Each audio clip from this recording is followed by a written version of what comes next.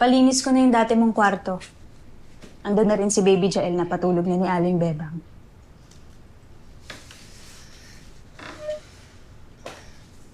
Ate, salamat talaga.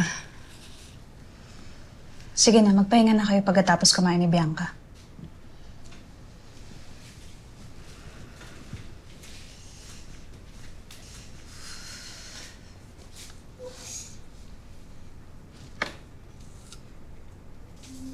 Paano na si Papa, Mama? Iiwan na ba talaga natin siya? Ilang beses na tinangkang makipag-usap ni Obet kay Wilma. Pero hindi niya hinarap ang asawa. Nag-focus muna si Wilma sa pagtatrabaho, pag-iipon at pag-aalaga sa kanyang dalawang anak. Naging maayos naman ang pakikisama nila kina Irene sa dati nilang bahay. Hanggang sa... Wow! Ang laki na Christmas tree! Diba? So yun pa, tingnan mo yung handa, oh. Ayan nga yung chicken na favorite mo, may cake. Yeah. Hi, ate. O, anong gagawin mo? Mano po, tita. May bisita tayo.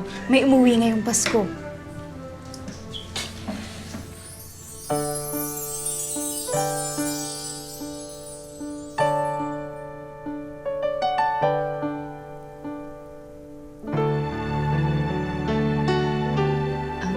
Welcome back, Kuya.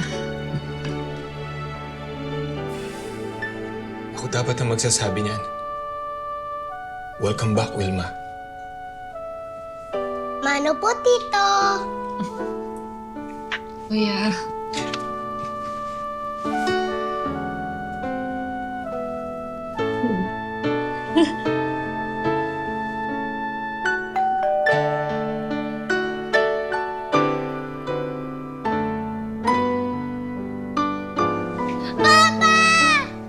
Ay, anak.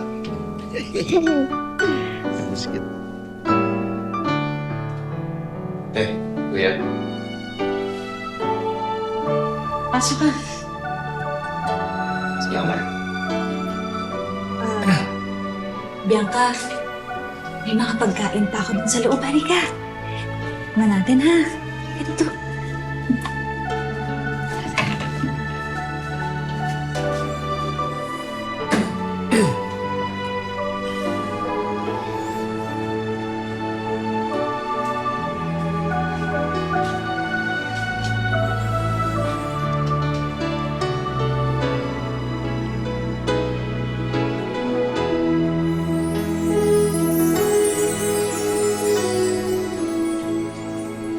Merry Christmas. Merry Christmas.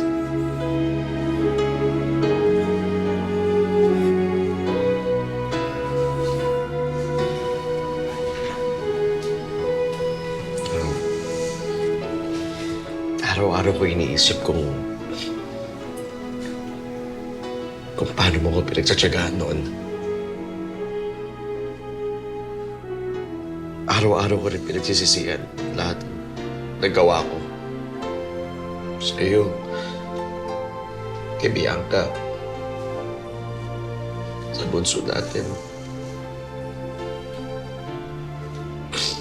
Hindi ko alam kung paano ko gagawa, pero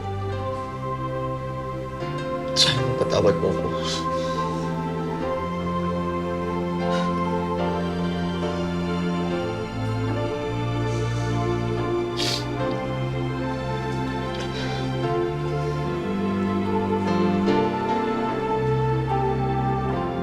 Alam mo, Wilma, inayos ko ang sarili ko. Pero alam ko na hindi nun mamubura lahat na nagawa ko sa'yo. Pero sana mabigyan mo ko ng isang pagkakataon para ipakita sa inyo na kaya ko kayong panindigan. Kayong pamilya ko.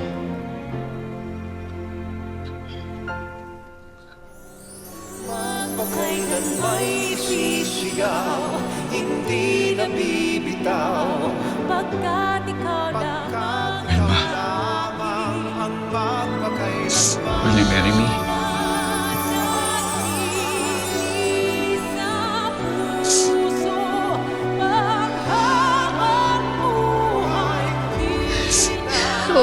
Obet. Hindi na to kiring, ha? Sing-sing na to.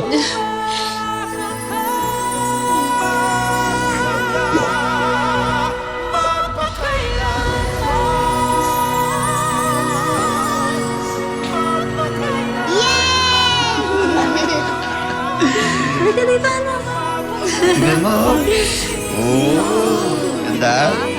Totoo na. Ano ba dati, keyring lang yan.